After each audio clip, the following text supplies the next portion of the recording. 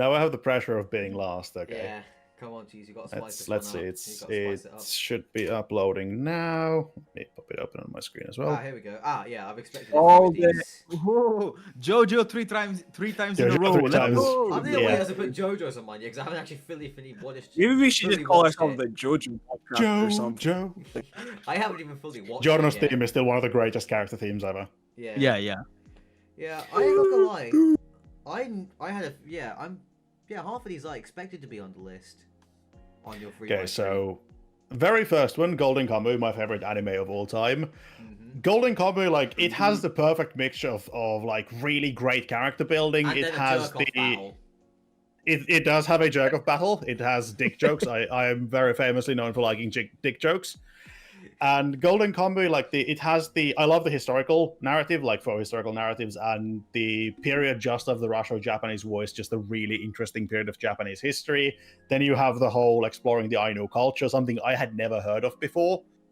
And like obviously after watching the first season, I went in and looked at a bunch of the Ainu culture. It's so interesting to learn about it. And then you have that dynamic of the people like Hizikata Toshizo, a samurai from the Boshin War, just living in what's early modern Japan, and it's just so good. But I think my favorite point in Golden Kamuy is the characters, because they are just incredible. One of the greatest anime bad guys ever, for example, Lieutenant Tokushiro Tsurumi. He is one of the greatest depiction of a psychopath in any media ever. And I just love Golden Kamuy for that. And then there's, of course, the food and the ever-present dick jokes. I don't usually find anime to be super funny, but Golden Kamuy's humor is just right up my alley in the Finnish humor section of haha pee. I love a Which- good TP joke. Which then greatly leads us to the second one on the list, Grand Blue Dreaming, or Grand Blue, whichever you want to call it, which is literally just Blue is your favorite anime. Grand Blue is my favorite comedy. It is literally haha pee. You love that Gintama is- there. There's so many dick jokes in it. Yeah, but I think that there's like I originally got to Grand Blue because of the dick jokes, the humor in general. But I think like after watching it, I think I've seen it like 10 times. It's the anime I watched by far the most, and it has like I never fail to laugh at the jokes, but at the same time there's the deeper story behind it all that is just incredible. Like going back to why I like Golden Kamuy, it's again the characters in Grand Blue are far deeper than you'd expect from a comedy that is literally just hard dick joke, which is so great. Also, Grand Blue has the added bonus of having the greatest anime waifu ever in Azusa. Azusa is great. A lot of I know. Sakura Haruno has something to say about that. Sakura can go eat a dick. Yeah. And then there's have any of you seen Natsume's Book of Friends, which is the third one? I've seen it on the Mal Top 100 list. I have Yep. not seen it ever. I think you're the only person I've seen talk about it that I know. Yeah, it's kind of unknown nowadays because it's fairly old. There's actually I think 7th season coming sometime in the hopefully not too distant future. 7 seasons? Yep, Seven? there's 6 right now. Basically, I think what made me originally love Natsume's Book of Friends is just how peaceful it is. Like, a lot of like modern yokai anime, it's you go and do the Jutsu Kaisen or Demon Slayer thing and stab it or punch it really fucking hard. But Natsume's Book of Friends, it has that like traditional air of the yokai stories. Like if you've read any old yokai stories, of course there's lots of bloodshed and stuff. Yeah. But it's actually very similar to Mushishi in that feeling. I don't think I really like the characters in Natsume that much, but it's the like overall feeling of peace and quiet that it always makes me relax weirdly. And I think that's the main reason I love it. And of course, like I love the yokai stories, and that it kind of ties to my love to history stuff as well, with the mythology and things like that. And that's probably why I like Natsume's Book of Friends. It's one of those weird ones that I absolutely love, but I can't exactly say why I love it so much. Yeah. But I think it's more of the combination of all the things and just the feeling I always have after watching it, and I'm super excited for the 7th season. Yeah. Is it episodic or is it like does it have story arcs? It has an overarching story, and there are like short arcs, but it's more on the episodic side. Okay. Since the whole point is like Natsume's grandmother collected this book of friends with yokai names, and of course in the old stories you get the power over yokai if you know their name, and now Natsume is going around returning the names to those yokai that wish their names returned. So it's often, it might be like a couple of episodes in one arc, but it's usually like one thing. And then, of course, there are the returning characters who don't want their names returned, and they just become his friends. That's a very interesting story concept, to be honest. It is really Would you good. consider it like Iyashike? Sorry, what? Would you consider it like Iyashike? Yeah, Like, yeah. Okay. I'd say it's in that ballpark. Mushishi is probably the closest one I can think of that has the like similar vibes to it. Yeah. Interesting.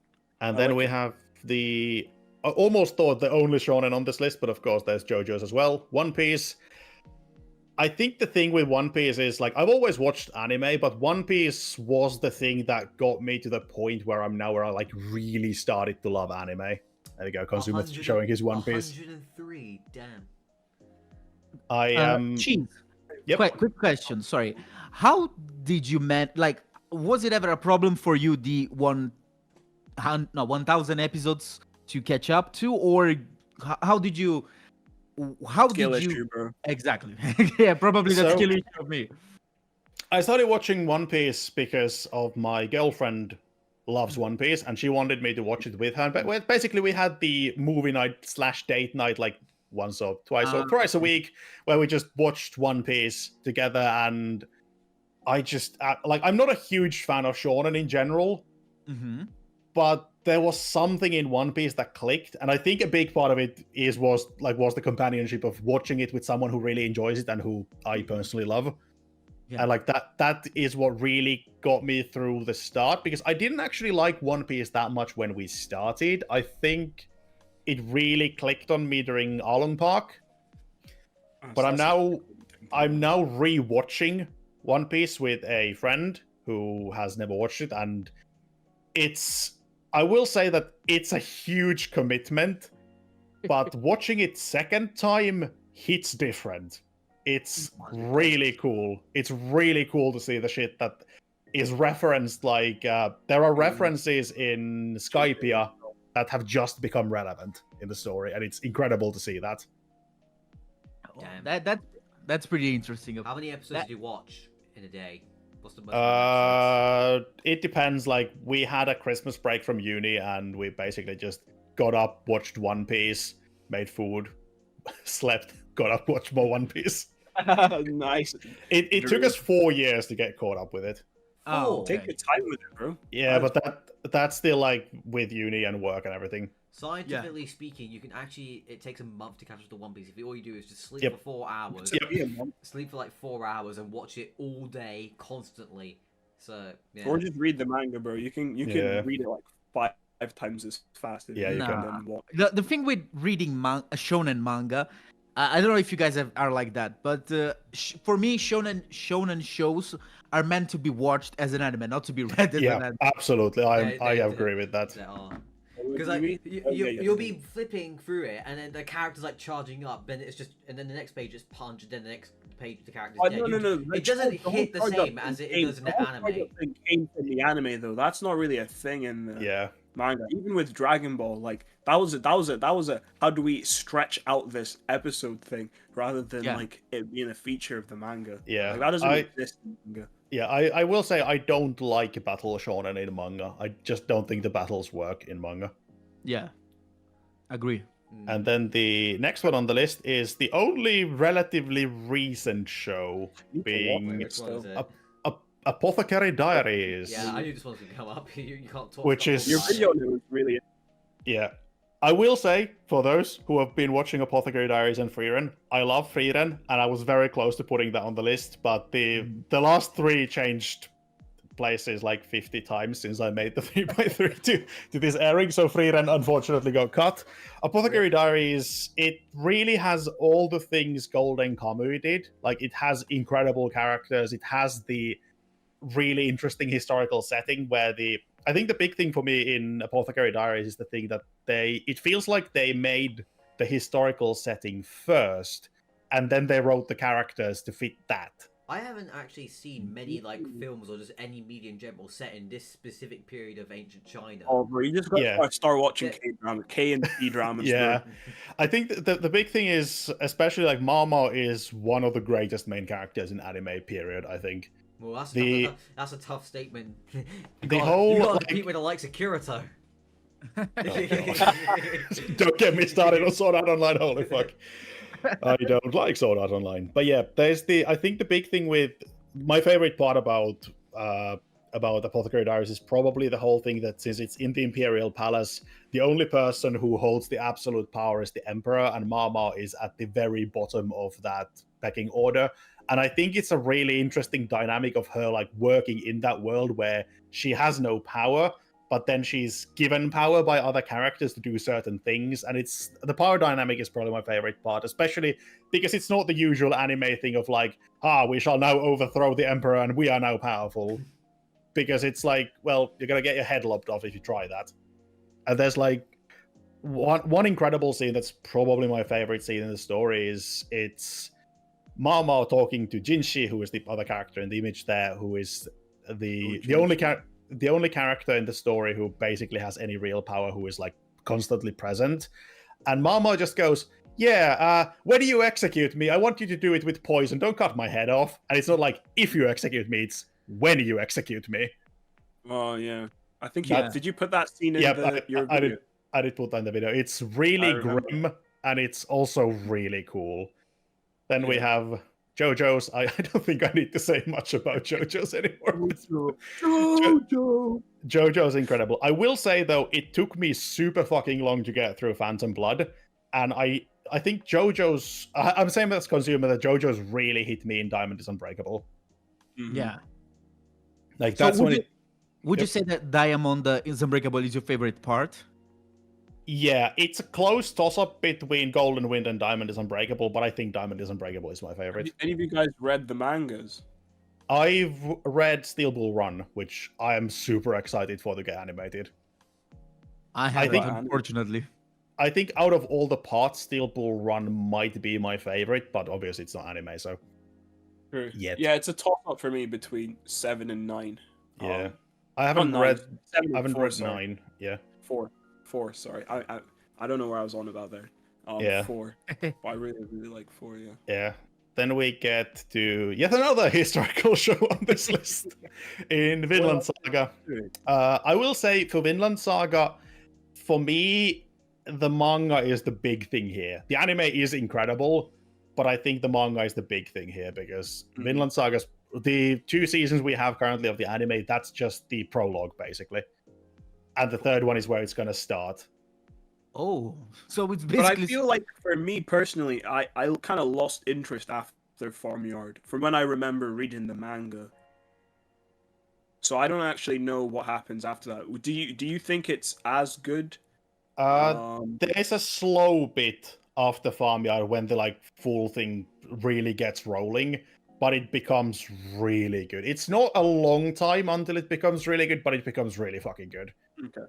I mean, I'm still a big fan of the anime as well, and I would say that I enjoyed Farmland Saga more than I did the original. The original has Ashalad, who is an incredible character, but I think overall I enjoyed the Slave arc way more than I did the first one. Mainly because I'm not a huge fan of Thorfinn in the first season, and in the second season he really starts to like mold into the character he eventually becomes. Yeah, I'm still watching it now, and like, yeah, I can see what you mean. He's a bit He's Viking Shonen Sasuke. protagonist, Yeah. bro.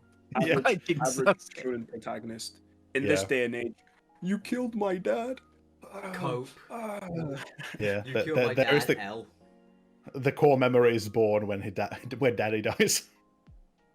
And then we have Saga of Tanya the Evil, which Consumer correctly predicted is on this list. Because I think Saga of Tanya the Evil, it does, like, there are a couple of isekai I like. I generally dislike isekai as a genre. But I think Saga of Tanya the Evil embodies what I like about some isekai more than the others. It was a close... I wanted to put one isekai on this list. And I was considering between Mushoku Tensei, ReZero, Tanya the Evil, and Gate. And then I realized that Gate is too shit as an anime, no matter how much I love it, to put it on this list.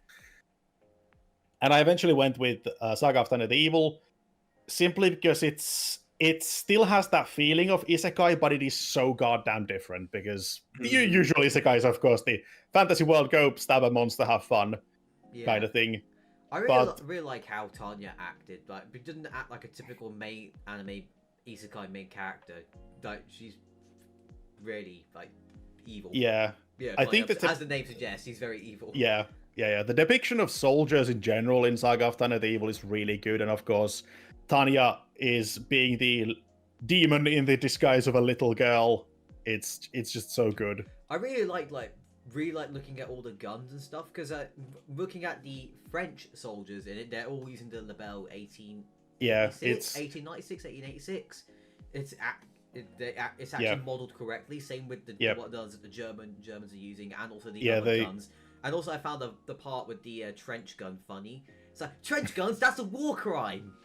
Yes. Meanwhile, Tanya flying above the battlefield, just dropping nuclear weapons. Yeah, that's not a war crime at Hey, all. that's okay. It's okay, guys. Yeah. Yeah. Also, nobody I ever like that fine, but shotguns, no.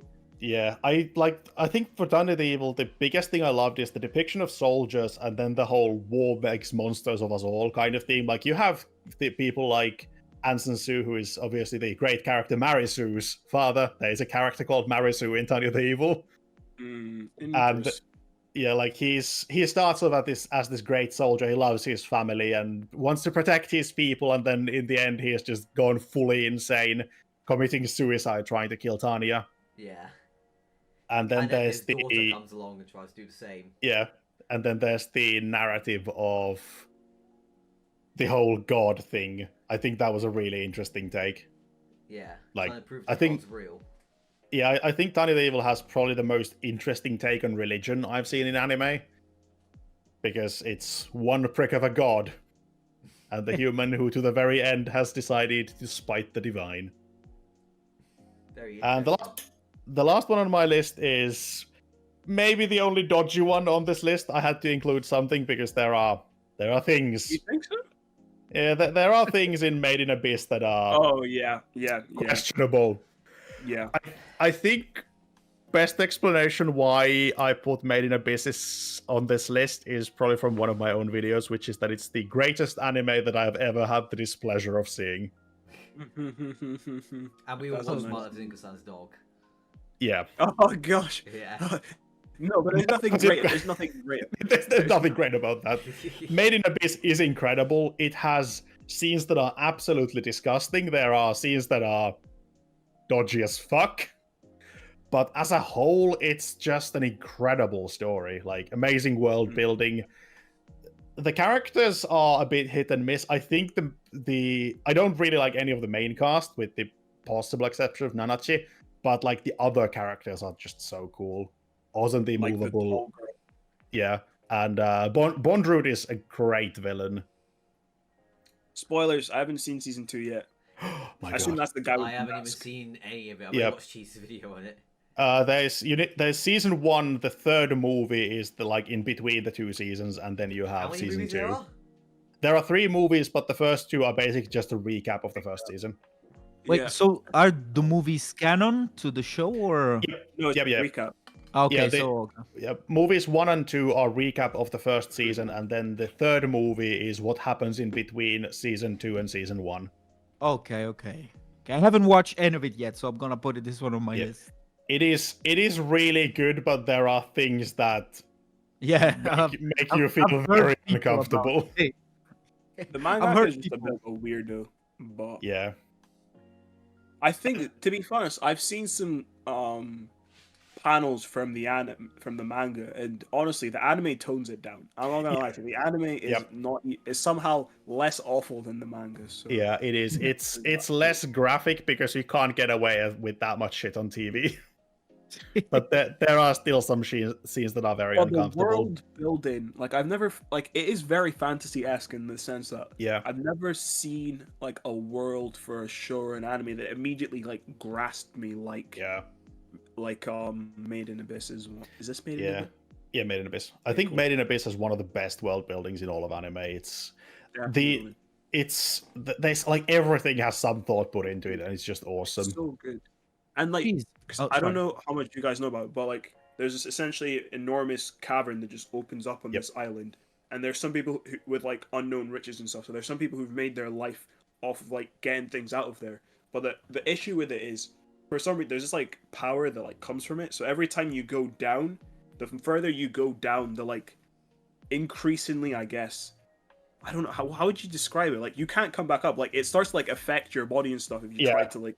It's come back up. Like on the surface, everything that goes up must come down, and in the abyss, everything that goes down starts bleeding from every orifice as the organs liquefy. Oh, Coming up will kill you. Jesus Christ. So interesting. Yeah, it's really grim, and I think the second movie is closer to the manga than the actual series. Like the second movie is at times really fucking grim. Damn. There are fun things like torture and things like that in the second movie, and it's especially rough. towards kids. We love that. Yep. The second movie is really rough, and the anime as a whole is really rough, but I absolutely loved it. Loves that. Yeah, Makima loves that. Fuck them kids. Jeez, looking at your 3x3, Yep. I would say that like you are very driven to shows that have like a lot of world building towards them, right? Absolutely. Okay, because that's like something that I've kind of noticed like between Golden Kamuy, the Apothecary Diaries, Villain Saga, and even Made in Abyss. You know, those are all shows that like maybe the characters are interesting, but what drives you into it maybe are the worlds or something like that. It's like I love to get immersed in the world. I love great characters, but I have noticed that I can watch anime where I don't necessarily like the characters that much if the world is good. Pardon me. Yeah. Anime